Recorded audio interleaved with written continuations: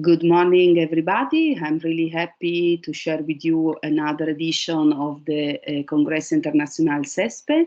And I'm here on behalf also of the Italian group of Cespe. And I want to introduce you in my presentation that will be about transcultural postures and artistic languages, community gazes, and social ecology in a Kenyan experience. My name is Rosita Deluigi. I'm an associate professor in education, general, community, and intercultural education at the University of Macerata, Italy. First of all, I want to introduce you the main framework of the project. That is the TPIA project. It is a European project on transcultural perspectives in art and art education. And I choose this contribution because it's investigating contemporary art in Europe and East Africa and forms of art education on both continents in a transcultural perspective. This is really important in order to understand which is the main design of our project, since I will share with you just a small part of the project.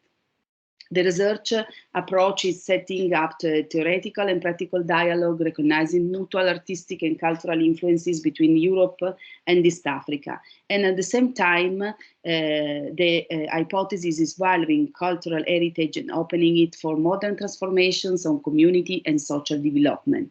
In this process, intercultural dialogue and education have a key role, especially with the local communities, in order to foster a mutual understanding. Of course, the risk of interpreting others' people thinking with categories deemed like universal is quite high. And to counter process of colonization of ideas, the project's approach is transcultural from reflection to the generation of shared action. The transcultural perspective research on art and art education started in 2021 within the TPI project by a consortium of academic and non-academic institutions from Poland, Italy, and Kenya, and all the institutions through international and intersectoral mobility till 2024 are investigating art, culture, and cultural heritage in several communities. In this way, transcultural perspective is also a strategy for the reduction of egocentrism, logocentrism, and ethnocentrism, and is essential to appreciate cultural diversity and to recognize the importance of defending and promoting tangible and intangible cultural heritage directly in the experience. One of the project aims concerns the realization of an art festival in Kenya, thanks to the collaboration of Kenyan and Polish artists in several fields. From 2021 to date, 3 editions of the festival were held in Kilifi, Kenya. As you can see on the map, Kilifi is on the coastal region of Kenya in the east southern part, and is a urban town with several rural areas. And our project was delivered in one of the rural areas that is called Ngala village. And the last version was also held in Mombasa, but I will focus my intervention on the Kilifi perspective. And the University of Macerata team curated the kids session of each festival in collaboration with schools, local educational agencies, and other project partners. So the kids session was another part of the festival in integration with it, of course, more focus on younger generation. And I want to give you an overview of artistic workshop experiences in Kenya, and you will see several pictures in the presentation. And the 3rd edition of the kids session was in February-March 2023 in Kilifi, in partnership with Nyota ya Asubuhi Kononia community. Nyota ya Asubuhi is a Kiswahili name that means morning star. And we work also in Mombasa with the collaboration of Swahili Pot Foundation. Kids and adolescents, teenagers investigated the theme of social ecology that was the theme of the 3rd edition of the festival after community and women empowerment through different artistic languages, exploring territories, making small videos, taking photographs, drawing, painting, and experimenting with cooperative and self-organization games. The design and the development of activities required a consolidation of the already existing cooperation that took into account the needs of research and of the social context. Sharing learning process, educational paths require that researchers, teachers, educators involved to work together, agreeing on participatory methodological choices and reflecting on the results achieved in itinerary. In a way, I could say that the strongest intangible cultural heritage of the KIT session was precisely the alliance between educational agencies and researchers that was established through direct relationship and experiences. Of course, this is an outcome that cannot be verified in a tangible way, but it's a process of mutual value appreciation and co-construction of educational communities ready to be militant on behalf of kids and teenagers.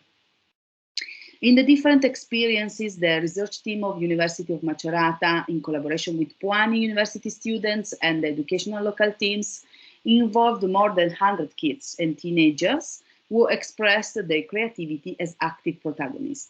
The biggest challenges in the realization of the third edition of Kids Session of the Duo Festival TPI concerned, from a practical point of view, the scheduling of activities in the various educational centers in the urban area of Mombasa and in the rural area of Kilifi, logistics and materials preparation. From a scientific point of view, the declination of the research action paradigm from theory to practice and the sharing of the team's social ecology between different cultures and generations. And from a methodological point of view, the focus on the possibility of activating participatory and creative process for all and on gathering information, data research, and feedback for all the subjects involved. The Duo Kids Session aim is to involve kids, families, schools, and communities in meaningful creative and artistic experiences, and the TPI partners organize mixed group of researchers, artists, teachers, educators, students, and volunteers of local associations in order to develop in these 3 years and these 3 different editions educational activities and artistic workshops for kids and schools.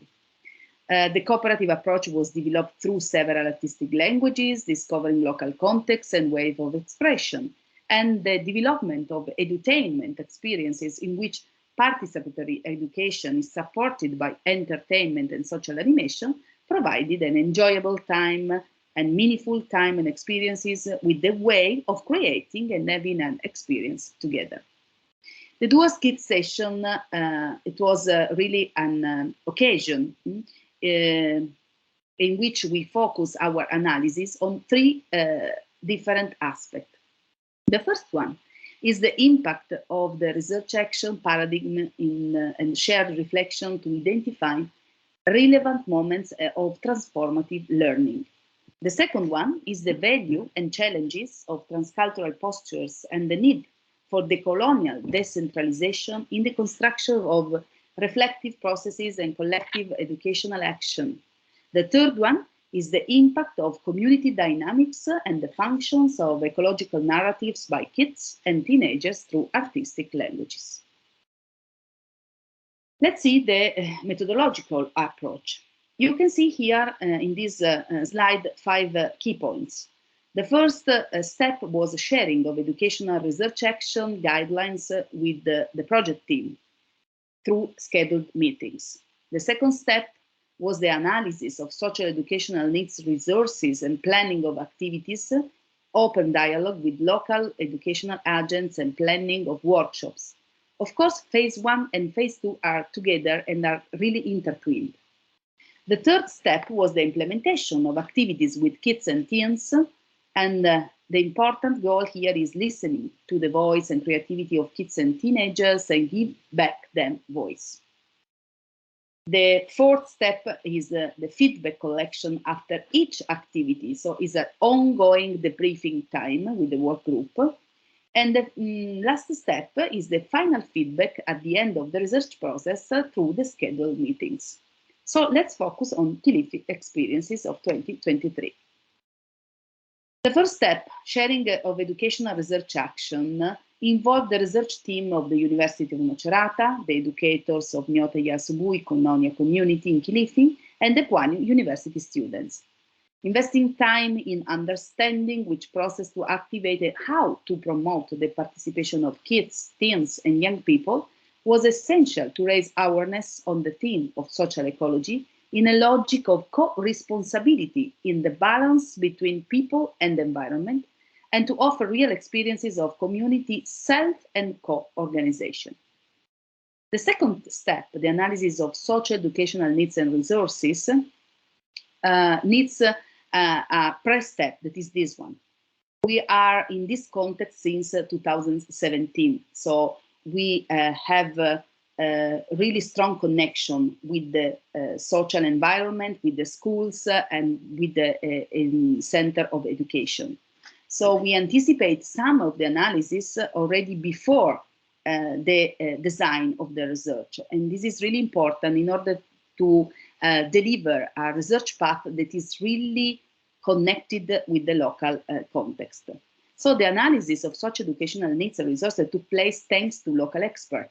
The dialogue with the educators of Nyota Yasubui, Bernardine by Ken Nyangwezo, was essential to design action that responded to reality and to encourage educational paths useful to the community. The greatest interest was to guarantee kids' quality experience in which their protagonism and participation could be supported by many creative and expressive languages. Then, about the implementation of activities with kids and teens, we used several languages in the realization of the artistic and creative workshop with the kids. In this way, each child was able to explore the balance between humans and the environment, and also the balance between humans and humans, in a way that can remember us the frame of peer education, and the ways in which communities relate to the context in different ways. The tools used were artistic drawing, the creation of images and small videos by the participants, cooperative games and body expression, the creation of a community artifact as the final expression of the experience, and the focus of participants was not only in the realization of the action, but in giving the kids and their narratives a voice. Recognizing the power of kids and adolescents' thinking puts them in a position to make an effective impact in their life context. It becomes essential, therefore, to support communities of adults who can critically address kids in the attribution of value, dignity, and rights. Moreover, experiences shared learning across gender, generations, and cultures open up acceptance, counteracts stereotypes and prejudice, support the ability to think out of the box, and improve social ecology logics in which the dynamics are ethically win-win outside of every kind of borders. Finally, about the feedback, the ongoing feedback and the final feedback, the collection of qualitative feedback characterized the entire project and allowed the working group to periodically discuss and assess and also highlight critical aspects, values, and learnings from the experience. A fundamental element is the non-standardization of the information, but rather the reflexive reworking of it on the basis of tools such as the briefing meeting, an in-depth interview, open conversation, problematization as places and times for making reflexivity explicit. And you can see here some shoot of the team and the way of work together digitally and also manually, face-to-face and online. It was really important to be really connected with the local needs and resources in a way in which was possible to deliver meaningful and impact action for the context with the context. So about the final reflections, the research action approach made it possible to welcome more voices, opinions, ideas, and reflections, and to create intercultural mediation in which everyone offered an original contribution, starting with the recognition and enhancement of skills, knowledge, and attitudes. This approach was taking care of both in planning phase with young people and adults and the implementation phase of the workshop with kids and teenagers. The involvement has increased over time, also thanks to the human and experiential relationships that have been consolidated in the work group and with the kids. The field research has this kind of effects if the time is enough and the space of reflection is already planned from the beginning. In this way, the learning process has proved to be transformative on various aspects related to individual and collective responsibility towards the construction of inclusive communities. The dialogue between researchers and educators was essential to deconstruct a static posture of research and an action, and to find original mediation, listening to what emerged step by step from the experience and direct contribution of the kids of Nyoto Yasubui and the Puani students. Not remaining steadfast on a single idea, but designing multiple work possibilities, supported articulated workshops full of novelties and innovation made up of shared site-specific discoveries. Relational and experiential proximity has generated a climate of pluralism and sharing of suggestions useful for enriching the cultural heritage and values of all the subjects involved.